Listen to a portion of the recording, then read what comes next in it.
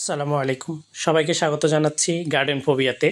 তো আজকে আমি এই ভিডিওতে দেখাবো কিছু পথসের কাটিং থেকে চারা করার পদ্ধতি। আমি আসলে আমার কিছু পথস রয়েছে, এনজয় পথস, সিলভার শাটিন, এরপরে মনস্টেরা পেরু রয়েছে। তো এগুলো হচ্ছে ছোট ছোট টবে রাখা আছে। তো এই ছোট ছোট টবে এগুলো হচ্ছে অনেক বড় বড় হয়ে গেছে বা লম্বা হয়ে গেছে। তো এগুলোকে একটু কেটে নতুন নতুন কিছু চারা তৈরি করার চেষ্টা করব। তো সেই প্রসেসটা আমি কাজ করার সময় ভাবছি যে একটু ভিডিও করে রেখে দিই। সো সেটাই হচ্ছে আজকে এখন আমি ভিডিওটা আপনাদের সাথে শেয়ার করছি। তো আমি এর আগে দেখেছেন এনজয় পথসটা আমি দেখিয়েছি। এরপরে হচ্ছে সিলভার শাটিনটাকে আমি সিলেক্ট করে কেটে নিচ্ছি। এটাকে আমি অনেকটুকু একদম গোড়ায় কয়েকটা পাতা রেখে বাকি সবগুলা লম্বা ঢালটা আমি কেটে নিয়েছি, অনেকটা লতা হয়ে গেছে। এরপরে হচ্ছে আমি মনস্টেরা পেরুটা থেকে কেটে নিব। অনেকটুকু অংশই হচ্ছে আমি কেটে নিয়ে নিব, কারণ হচ্ছে ছোট এই পটটাতে এতটুকু গাছ আসলে পর্যাপ্ত পরিমাণে পুষ্টি পাওয়া সম্ভব না, আবার এটুকু পটে এটাকে ম্যানেজ করাও অনেকটা প্রবলেম। এই জন্য হচ্ছে আমি এটাকে মূলত কেটে ফেলবো। তো আগেই হচ্ছে আমি সবগুলা থেকে লম্বা লম্বা যে লতাগুলো আছে বা লতার মতো হয়ে গেছে এগুলাকে কেটে নিয়েছি। কেটে নেওয়ার পর সবগুলাকে এখন হচ্ছে আমি এক একটা সিঙ্গেল নোট করে কেটে নেব। প্রত্যেকটা কিভাবে কাটতে হবে আমি একদম ক্লিয়ারভাবে দেখানোর চেষ্টা করতেছি। এখানে হচ্ছে প্রত্যেকটা পাতার গোড়ায় একটা করে প্রত্যেকটা পাতার গোড়ায় গোড়ায় বা গিটে গিটে শিকড় দেখা যাচ্ছে। তো এই শিকড়গুলোকে এক একটা পাতা ধরে ধরে কেটে ফেলতে হবে। মাঝখানে যদি মাঝখানের যে গাছের লতার অংশটুকু যদি বেশি লম্বা হয় সেটাকে কেটে ফেলে দিয়ে মূলত নোটটাই আমি রাখবো, এবং এখান থেকেই হচ্ছে নতুন নতুন চারা করার চেষ্টা করতে হবে এবং এখান থেকেই মূলত নতুন চারা তৈরি হবে। তো আপনারা দেখতেই পাচ্ছেন আমি অলরেডি এনজয় পথসের কাটিংটা দেখিয়ে দিয়েছি কিভাবে কাটতে হবে বা আমি কিভাবে কাটতেছি। আমি জানি না এভাবে সবাই কিভাবে করেন, বা অনেকে এভাবেও করেন, অনেকে লম্বা লম্বা করে কয়েকটা গিট সহ করতে পছন্দ করেন, যে যেভাবে কমফোর্ট ফিল করেন সেভাবে করবেন। বাট আমি এভাবে ট্রাই করে দেখতেছি যে এভাবে হলে একসাথে দেখা যাবে যে অনেকগুলো চারা তৈরি হয়ে যাবে। তো আমি এই যে যেটুকু গিটের বাইরে অনেকটুকু লম্বা থাকলে এই অংশটা কেটে ফেলে দিচ্ছি। এটা আসলে কোনো কাজে লাগবে না, কারণ এটা যখন পানিতে রাখা হবে তো এটা বেশি লম্বা থাকার কারণে এখান থেকে পচন ধরবে। তো তখন পচন ধরার কারণে দেখা যাবে পুরো আপনার প্রচেষ্টাটাই নষ্ট হয়ে যাবে। তার থেকে এটাকে কেটে ফেলে দেওয়াই ভালো। তো সেই হিসেবে আমি খুব অল্প করে রেখে বাকিটা কেটে দিচ্ছি। শুধু গিঁটটাকেই রাখতেছি। এটাকে হচ্ছে সুন্দর করে পানিতে ভিজিয়ে রাখলে তখন দেখা যাবে যে এখান থেকে শিকড় আসবে, এবং শিকড় যখন পরিপক্ক হয়ে যাবে বা একটু শক্ত হয়ে যাবে তখন চাইলে আমরা মিডিয়াতে দিয়ে নতুন চারা তৈরি করতে পারবো। তো যেভাবে এনজয় পথসের কাটিংটা করেছি সেভাবে আমি মনস্টেরা পেরু এবং সিলভার শাটিনের কাটিংটাও করে নিব। লম্বা লম্বা যে পার্টগুলো এগুলো কেটে ফেলে দিব, কারণ এগুলো পচে যাবে। এগুলা সতর্ক থাকতে হবে এগুলা যেন খুব লম্বা না থাকে, কারণ এগুলা পানিতে যখন রাখবো বা মিডিয়াতে দিলে অনেক ক্ষেত্রে এখান থেকেই হচ্ছে পচন ধরতে পারে। ঠিক যেভাবে আমি কাটতেছি চাইলে আপনারা এভাবে কেটে নিতে পারেন। শুধু গিটটাই আমাদের জন্য দরকার। এখানে নোড আছে, এখান থেকে নতুন পাতা বের হবে, এবং যে শিকড়টা দেখতে পাচ্ছেন ছোট্ট একটা শিকড়, শিকড়ের মাথা, এভাবেই হচ্ছে শিকড়গুলো হবে।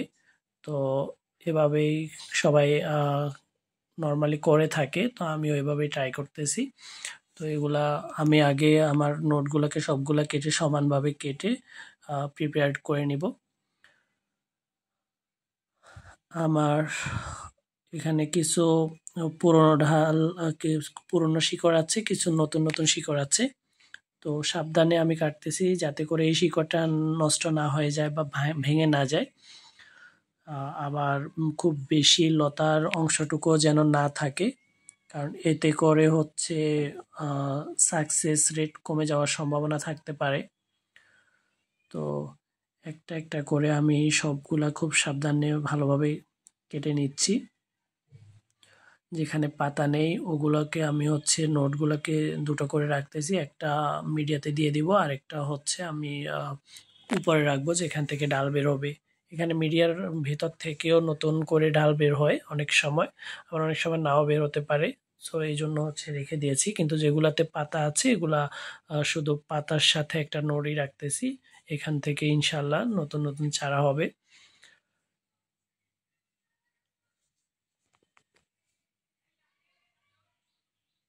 খুব সাবধানে দেখে শুনে কাটতে হবে যাতে করে একদম মুখোমুখি হয়ে না যায়, কারণ সেখানে আবার নষ্ট হয়ে যাওয়ার চান্স থাকতে পারে। তো একদম মুখোমুখি না কেটে একটু জায়গা রেখে কাটলে ভালো। আসলে এটা ১ ইঞ্চি বা ১ ইঞ্চি থেকে কম রেখে কাটাটাই সবচাইতে ভালো বলে আমি মনে করি। তো আমার কাটাকাটি শেষ। আমি এখন এগুলোকে হচ্ছে অ্যারেঞ্জ করে নেব।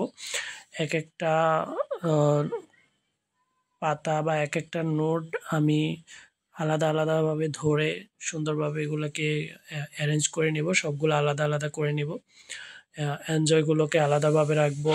আর সিলভার শার্টিনকে আলাদাভাবে রাখবো। আবার পেরুকে আলাদাভাবে রাখবো। এভাবে হচ্ছে আমার অ্যারেঞ্জমেন্টটা আমি করে নিচ্ছি। দেখতে থাকুন কিভাবে আমার অ্যারেঞ্জমেন্টটা হচ্ছে। আসলে মানে একটা, একটা করে সবগুলা পাতা হচ্ছে আমি খুঁজে, খুঁজে আলাদা করে নিচ্ছি। তো এভাবে সবগুলা আলাদা করে নিলে একটা সুবিধা আছে। কাজ পরবর্তীতে আমি যখন এগুলাকে আ আম বেঁধে নিবো বা পাত্রে স্থানান্তর করব তখন আমার সুবিধা হবে।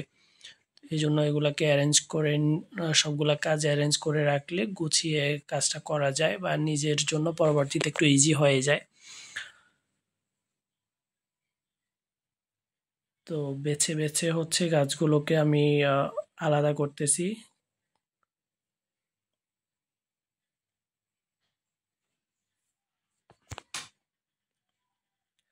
আমি পথস যদিও বেশ কিছুদিন হয়েছে পথস কাজ করতেছি, বাট আমি পথস থেকে কাটিং করে চারাটা এবারই ১ম ট্রাই করতেছি। আমি আসলে জানি না আমার সাকসেস রেট কতটুকু হবে বা আমি কতটা সফল হতে পারবো। কিন্তু আমি চেষ্টা করতেছি। যদি সফল হই তো ভালো, না হলে চেষ্টা করতে আসলে দোষ কি? তো এই যে অ্যারেঞ্জ করা সবগুলা পাতা, পাতাগুলোকে উপরের দিকে রেখে শিকড়গুলোকে নিচের দিকে রেখে গিঁটগুলো সমান করে এগুলোকে একটা সুতা দিয়ে বেঁধে নিব। এগুলো সুন্দর করে সমান করে রাখতে হবে। উঁচু নিচু হলে বিশেষ করে পানিতে যখন ভেজাবো, পানিতে ভেজানোর সময় যদি পাতার অংশটা যদি বেশি পানির তলায় থাকে তখন দেখা যাবে যে এটা পচে যেতে পারে। তো এজন্য অ্যারেঞ্জমেন্টটা ভালো করতে হবে। গিঁটগুলো সবগুলা সমান জায়গায় রাখার চেষ্টা করতে হবে এবং এটাকে যদি বেঁধে দেয়া যায়, ভালোভাবে বেঁধে দিলে আবার টাইট করতে গেলে দেখা যাবে যে এটা পাতা কেটে যেতে পারে। তো সাবধানে আলতো করে বেঁধে রাখতে হবে যাতে হচ্ছে ছড়িয়ে ছিটিয়ে না যায়, এলোমেলো না হয় কিন্তু গোড়াগুলা সমান থাকে। এভাবে হচ্ছে আলতোভাবে বেঁধে রাখতে হবে এবং গোড়াগুলাকে খুব সাবধানে গোড়াগুলা একই জায়গায় সমান রাখার চেষ্টা করতে হবে। সমান রাখলে পরে দেখা যাবে যে পানিতে যখন দেয়া হবে তখন পানিতে টাচ থাকবে নিচের গোড়ার অংশটুকু, কিন্তু পাতার গোড়াটা কোনোভাবে পানিতে যাওয়াটা ঠিক হবে না। তাহলে আবারও কাটিংগুলা নষ্ট হয়ে যাওয়ার চান্স থাকবে, নষ্ট হয়ে যাবে, অনেক ক্ষেত্রে পচে যায়। তো এখান থেকে ফাঙ্গাস ইনফেক্টানও হতে পারে। তো এই জন্য হচ্ছে এগুলোকে গোড়াগুলোকে সমান করে নিলে ভালো। আমি যেটা করে নিয়েছি, আমার মনস্টেরা ফেরো বাঁধা শেষ হয়ে গেছে। আমি এখন সিলভার শাটিনটাকে সমান করে বেঁধে নিচ্ছি। তো এভাবে সবগুলা সুন্দর করে অ্যারেঞ্জ করে দেখে, দেখে বাঁধতেছি। খুব সাবধানে কাজটা করতেছি যাতে করে যে এই কাঁচা, কাঁচা বা কচি, কচি শিকড়গুলো আছে সেগুলা ভেঙে না যায়। এটা আমি খেয়াল রাখার চেষ্টা করতেছি। তারপর খুবই সাবধানে আমি কাজটা করার চেষ্টা করতেছি যাতে নষ্ট না হয়ে যায়। আসলে গাছ নিয়ে কাজ করতে গেলে যখন দেখা যায় যে নিজের হাতে টুকটাক নষ্ট হয়ে যায় বা প্রবলেম হয়ে যায় তখন খুবই খারাপ লাগে। তো এইজন্য খুব সাবধানতার সাথে আমি কাজটা করতেছি। আবারও এটাকে আলতো করে বেঁধে দিচ্ছি। এটা আসলে অ্যারেঞ্জমেন্টটা যাতে ঠিকঠাক থাকে, পানিতে যেন সবগুলা পাতার গোড়া সমানভাবে পানি টাচ করতে পারে এইজন্য হচ্ছে আসলে বেঁধে রাখা। তো এভাবেই হচ্ছে আলতোভাবে বাঁধতে হবে।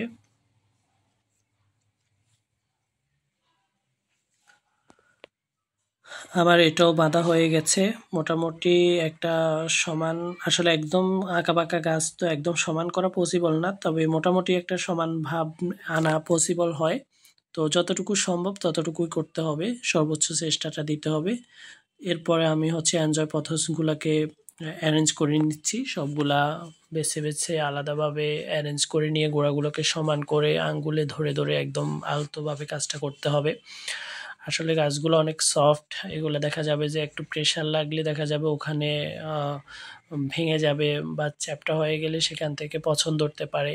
আসলে এই গাছগুলোকে মায়া দিয়ে ভালোবেসে কাজ করতে হবে। আসলে ভালোবেসে যখন কোনো কাজ করা হয় সেই কাজটা তো অবশ্যই ভালো হতে বাধ্য। কারণ ভালোবাসা সবাই চায়, মানুষও ভালোবাসা চায়, গাছপালা। আপনি যে গাছটাকে অবহেলায় রাখবেন সে একরকম বিহেভ করবে আপনার সাথে, যে গাছটাকে আপনি যত্নে আদরে রাখবেন সেটার বিহেভ অন্যরকম হবে। তো এভাবে আমি সবগুলা পাতা সুন্দর করে অ্যারেঞ্জ করে গোড়াটাকে সমান করার চেষ্টা করতেছি। এরপর গোড়াটাকে মোটামুটি একটা সমান সাইজে রেখে আমি এটাকে আবারও বেঁধে দিচ্ছি। আসলে বেঁধে দিতে হবে এটা ম্যান্ডেটরি কোনো ব্যাপার না, কিন্তু বেঁধে দিলে এটা অ্যারেঞ্জ থাকে, এটা এলোমেলো হয়ে যাওয়ার চান্স কমে যায়। আর আপনি যখন পানি চেঞ্জ করবেন তখনও এটা একসাথে তুলে আবার একসাথে বসিয়ে দিতে পারবেন। তো এটার সুবিধা আছে। সবথেকে বড় সুবিধা হচ্ছে অ্যারেঞ্জ থাকলেও যখন যাই কিছু সম্ভব করা যাবে, তো তোলা যাবে, আবার পানিতে দেয়া যাবে। অনেক ক্ষেত্রে দেখা যাবে যে পানিতে দিলে এগুলা ছড়িয়ে ছিটিয়ে যায়, গোড়াগুলো উপরের দিকে উঠে যায়। তো এভাবে বেঁধে দিলে সবগুলো একসাথে সুন্দরভাবে করা যায়। তারপর আমার বাঁধা শেষ হওয়ার পরে আমি একটা মগ নিয়ে নিয়েছি। প্রথমে সবগুলা পাতার গোড়াগুলোকে মগে সুন্দর করে সেট আপ করে নেব। যেহেতু অনেকগুলো পাতা একই মগে বসাচ্ছি, তো এগুলো বসিয়ে দিলে কিন্তু স্ট্রংলি এটা বসে যাবে, এটা খুব বেশি মুভ করবে না। এটা আমি সুন্দরভাবে সবগুলা গোড়াকে বসিয়ে দেওয়ার চেষ্টা করতেছি একদম, যাতে করে এটা সুন্দরভাবে সেট আপ হয়, বসে যায়। তারপরে এখানে আমি পানি দিয়ে দিব। এখানে আমি যথেষ্ট পরিমাণে পানি দিব, তবে খেয়াল রাখতে হবে এখানে যেন শুধু গোড়ার যে নোটটুকু ওইটুকু পানিতে থাকে, বাকি অনেকটুকু যেন ডুবে না থাকে। নোটটুকু পানিতে থাকবে অথবা পানি টাচ করে থাকবে, তাহলে দেখা যাবে যে সেখান থেকে নতুন শিকড় গজাবে খুব ইজিলি এবং খুব দ্রুত শিকড় গজাবে।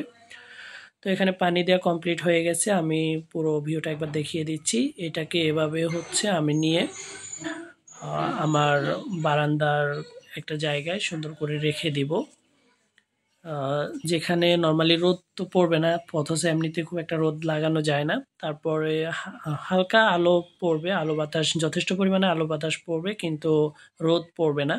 আমার অন্যান্য গাছের সাথে রেখে দেব। আর এই কাটিংগুলোকে যখন অন্যান্য গাছের সাথে রাখবো তখন ওরা একটা সঙ্গ পাবে এবং দেখা যাবে যে আর তাড়াতাড়ি শিকড় ছাড়বে।